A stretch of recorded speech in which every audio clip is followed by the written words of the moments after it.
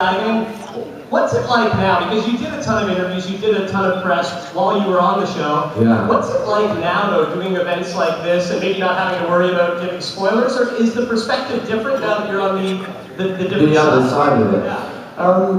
Well, it's quite peculiar, to be honest with you, because obviously, wow, look at those guys at the back there. Cool. There's a Cyberman, too. Wow, yeah, just casually hanging out next to, what are you? This is why I love promotions. Well, you know, it's cool. Part of the reason I do these things is because I like the spirit of them, you know what I mean? And I like the fact that, like you say, it's a lot of like-minded people, and you know, it's a great way to see the world as well. But I think, I always remember the first time that I went to Comic-Con San Diego, and I was like, wow, like the spirit of this place is really brilliant. And it's quite a strange show to leave, Doctor. It's quite a hard show to leave. So, you know, it's an odd thing. But the show goes on without you, that's the thing. And it will go on for another 50 years, you know, and so I'm just a fan, like all you guys really. Let's go back to when you got the role years ago now. How does one react when one gets a role like that? I mean, your career is doing well, but it's such a cultural institution across the pond in the UK and in Britain. So how do you react when you get that call? Oh God, I mean, I was on a cobbled street coming out of an audition in East London, and I sort of paced up and down. Woo, East London, yeah.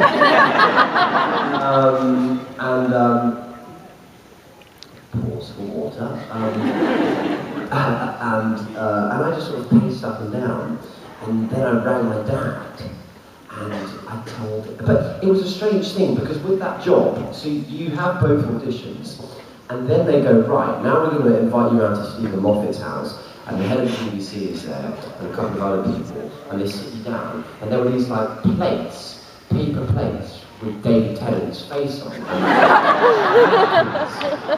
And they were like holding them up going, this will be your face. Do you understand what this job is? Because it's not just, like you say, it is a cultural institution, and it's not just a job, and you have to, you know, for the BBC, and for all the fans that follow it, you really have to take that on, because it's very important to who he is.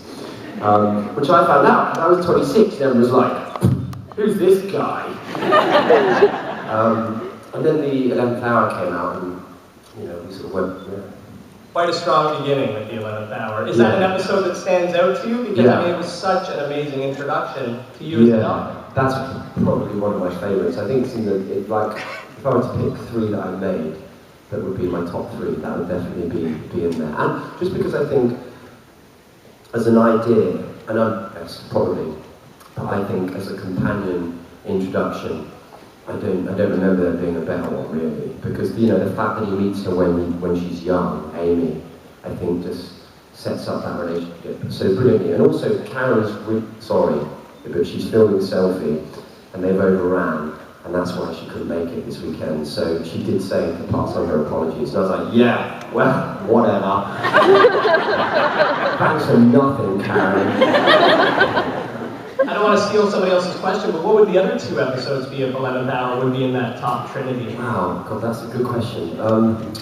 Probably, see, I think season 5 was probably the best season that we made. You know, because then Stephen started writing Sherlock, and it was just impossible. I mean, how could one man write that much TV? I think maybe the Pandora opens as a story and an idea was really, really brilliant. It's difficult, isn't it? Because then, you know, there are others in the later seasons that I thought were really strong. Yeah, maybe the Pandora opens. I really like Vincent and the Doctor. I feel like I have to pick one from one of the other seasons, so maybe season 7. Oh, you know what? Actually, no. Actually, the start of season 7 was brilliant. The Impossible Astronaut, those 2 episodes were fantastic, so maybe one of those, I think. Yeah, Stephen, when he's on top form, he's unbeatable. Yeah, and he's just the coolest guy, so I was very lucky to have that showrunner, because I think without him it would be a very different show. Hi. Just a casual wave there from the line.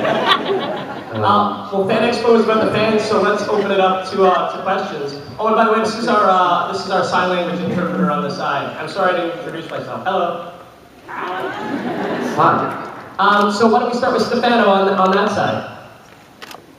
Hello, sir. Hi. In pretty much every episode, you run with either your companion or someone else. Yes.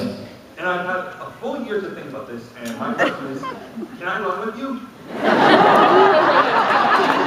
I mean, do you want to come to like Quebec or something? Take that, we go from here to here. Go for it, come on up. What are you doing? Why are you running to a monster or from a monster? Well, let's pretend the monster's here, for instance. You can be the weeping angel. Well, then the thing with Doctor Who is we tend to run toward the danger. So let's go. So we're here, and we've gone. Oh no! There's some sort of well, let's go that way instead.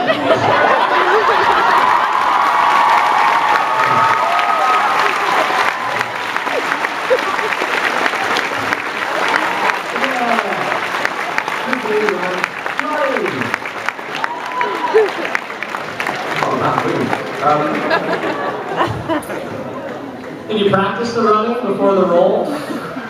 No, not really. Though I have to have inspiration because, would you believe, right? This is Doctor. It sounds really stupid, but for 3 years, I feel like doing some sort of like self-help. You should buy my videotape. For 3 years, I would go like you would run towards the monster, the weeping angel Titans, and I would go, whoa, and stop. Or you'd turn around and you'd land and you'd go, whoa. For 3 years I did that with my right knee, and by the end of it I needed an operation. It's like being a basketball player, but way cooler, right? Yeah, exactly. With like beats and a hot chip. That was a great first question. I have a feeling that's going to be everybody's question. Yeah, run with you. Over on this side, Gordon has someone. Hi. Don't worry, it's alright. Okay, I'm freaking out. You're a monk's friend. And space with him. My question is, if you could face any Doctor Who villain in real life, who would you face and what would you do?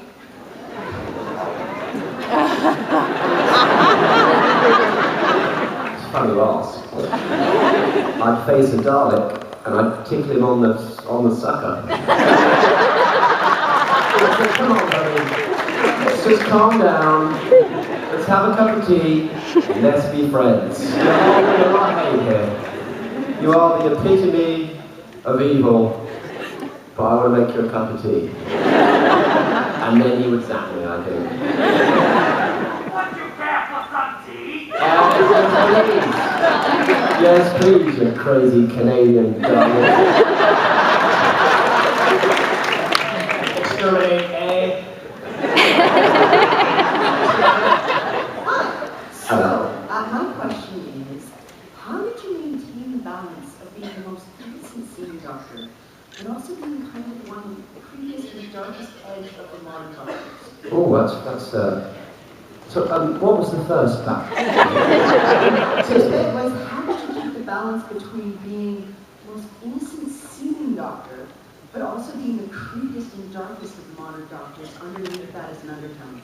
That's a very good question. Can I just refer to my friend Ted on there? What was the first word? I wasn't seen it. Thank you very much. Yeah, test my you know, I sort of felt, that's a question. I sort of felt that what I liked about the Doctor, or at least my Doctor, was the idea that he wasn't very constantly, a bit like children are, that he was constantly curious.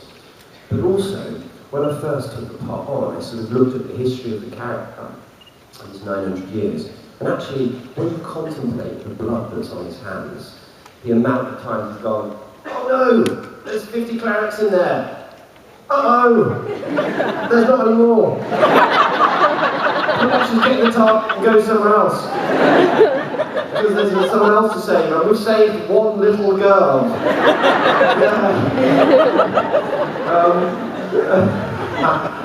You know, that he's, and that's the amazing thing about him. And actually, I think in my story, I love that moment in, oh God, this is a game me and Karen played, I'm about to get it wrong. Season 6, episode 11, The Minotaur, am I right?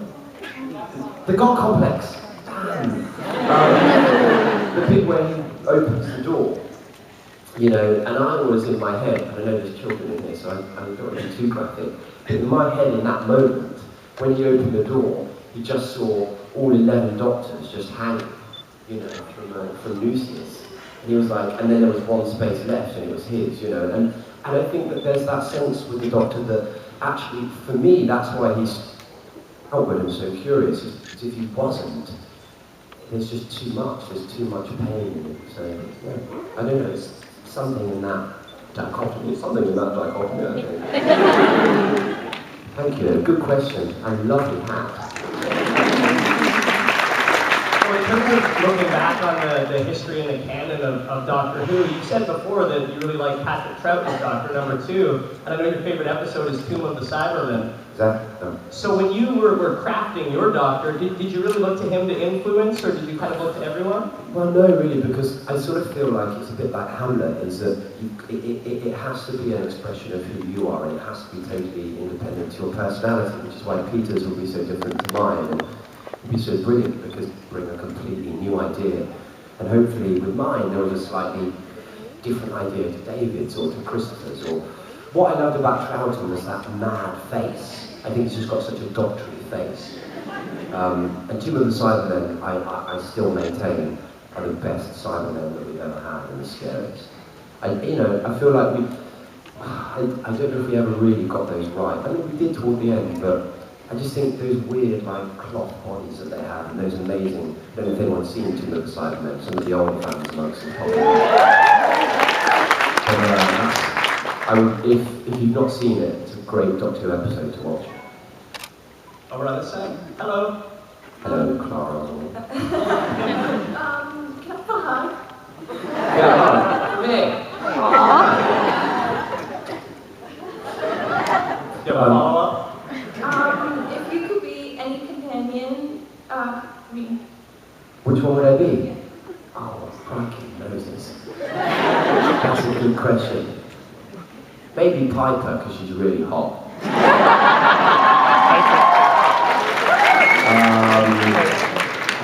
I can't be Karen, she's too ginger and gangly.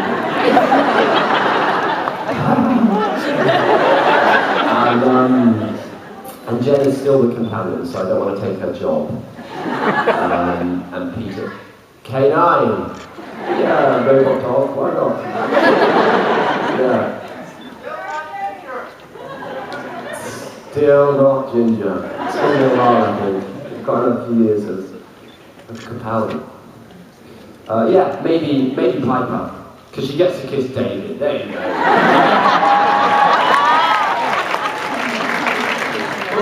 You brought up David in a very interesting way. What was it like working with him on the 50th anniversary? I think I could speak for all of your fans, but that chemistry was just wonderful. Yeah, he's great. I love David. He's so great.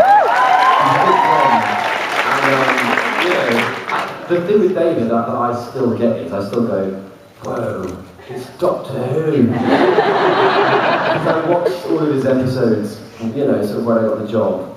It's really bad. Like, when I got this job, I'd never seen a whole episode of Doctor Who. It's true, I'm afraid, it's really true. I'd seen bits of it. And then I watched it all when I sort of fell in love with it. But yeah, he's fabulous. He's a wonderful man. On this side? Hi. In honor of Karen not being here, I was wondering if I could take a selfie with you. This man, Ted. Take a selfie? Yeah. Sure. Yeah. We should get your friends in here. It's lovely. Yeah, you should buy my self-help video. You want to do it this way? No.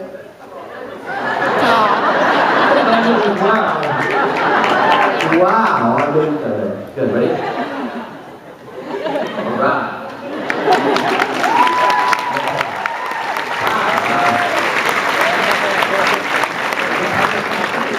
Yeah. Do you see a lot of tattoos? Have you seen your face? Yeah. On any? Really? Yeah. What's that like? Well, you know what?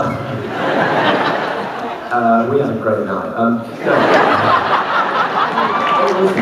It was a man and a woman, right? And the woman, it was a big tattoo of my face on her arm, like it covered her whole arm. And I just thought, the man must do this in the morning. Oh. Why am I thinking about Smith on my wife's arm? It's weird! No, and actually I've signed a lot of people's, arms and other bodily bits. That's cool, it's a cool thing. It's the Whovian universe is a bold one. Let's go over to this side, not to be a buzzkill, but if we could limit it to questions, it would be great. Hello? Hello. How did you feel when you had to leave the show? Oh, yeah, sad, really sad. It's a really hard show to leave. And now you watch it and go, why did I leave? But I sort of felt like I had to, and it was time, and I don't know, it was really tough. Like, there was a great idea he had a great idea, Stephen, for the next year. And it was really hard. I was like hearing it go, oh, God, no, damn. But, yeah, it was really sad. I cried, and I'm not a crier. I'm not a crier. Yeah. Bit like that. Well, that final speech, I mean, it made me cry. I walked into our living room the other day and I saw my girlfriend Sam crying. I said, what's wrong? And I saw she was watching your final scene from the Christmas special. And that speech about always remembering when the doctor was you and about change, but remembering who you were, what was it like maybe in the read-through when you read that for the first time? Oh, yeah, it was really hard. I was a bubbling mess. And, that's Stephen, his brilliant writing. He's so... and I think Stephen really understood my doctor, because me, Stephen, Karen and Arthur, and the producer Piers, we really had to be a team, because Russell and David and Judy Gardner were so popular, and when we came in, everyone was going, go on then, and they didn't even know after our first season if they were going to make another episode, if they were going to make another season of Doctor Who, which is unthinkable now, really. So we just became such close friends. This side, hello. Sorry. I'm Patrick Troughton. Yes, Patrick Troughton. You look good. Yeah.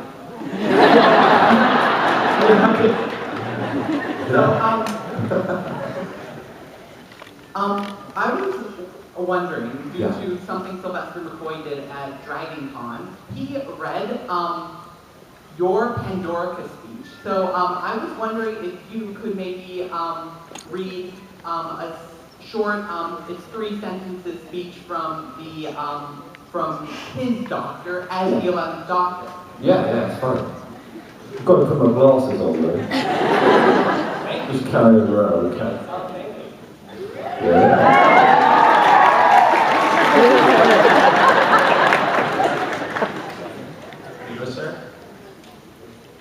So, there are worlds out there where the sky is burning and the seas sleep and the oh wow, this is really good. See, this is good. The river's green, people made of smoke and cities made of song. Somewhere there's danger, somewhere there's injustice, and somewhere else the tea's getting cold. Come on, Ace, we've got work to do.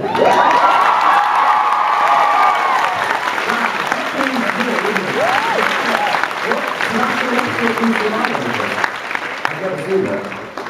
There are worlds out there, but yeah, go on, tell me.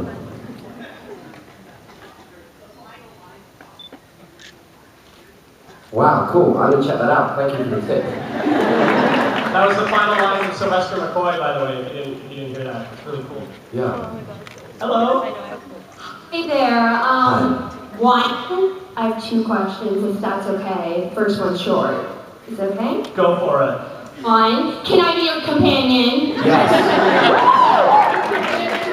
1, 2. Also, my second question is, what's your favorite quote from the 11th Doctor every doctor in general. From any doctor ever? And the 11th doctor. Oh, blimey, that's a tough one. I mean, there are many good ones, aren't there? You know, because you've got like, both guys are cool. Which they are. I like anywhere, all of time and space. In episode, in the 11th hour. I like, Geronimo! Geronimo, right, yeah. And that sort of came about, that was never meant to be like a catchphrase. Really? No, we said it once in the first episode, and then I just started like popping it on the end of scenes. Stephen was like, oh cool, okay, we'll start writing it, and then it sort of happened. Yeah. Maybe one of them. That was a really rubbish answer, wasn't it? But, yeah. Or Fezes are cool, just because I was obsessed with the Fez. And that's why Stephen kept blowing it up, because I kept asking for it. And actually, you know, the Fez has become a thing, and I didn't really wear the Fez that much. I'd get it, and he'd go, You don't want to wear it more? Like... Yeah, I wanted to wear, I kept asking for a hat. So then he gave me a Fez. And then when thinking I wouldn't like the Fez, and then I loved the Fez, and then he was like, well, I'm going to, Stephen would literally go, I'd go, oh, I've got grey hairs, and there's an episode where he's like, I've got 7 grey hairs, that's because I said it. Or the chin gags, he'd just hear my friends go, shut up, Smithy, you've got a big chin, in it goes. Nothing is safe with Stephen Moffat. Awesome. Over on this side, hello. Hi. My wife was a little shy to ask this question, but she was browsing Netflix and came across a movie called Wound. Yeah. I was wondering how it was like to shoot that movie. That's a cool question. Also, I like your hat. Yeah, it was cool. We shot in the north coast of Germany. And on my first day on set, it was appalling actually. Naked, you know, I have to run into the sea. And I'm telling you, man, that sea up in the north of Germany in March is cold. But then you've got to come out and do a scene with someone, so you can imagine.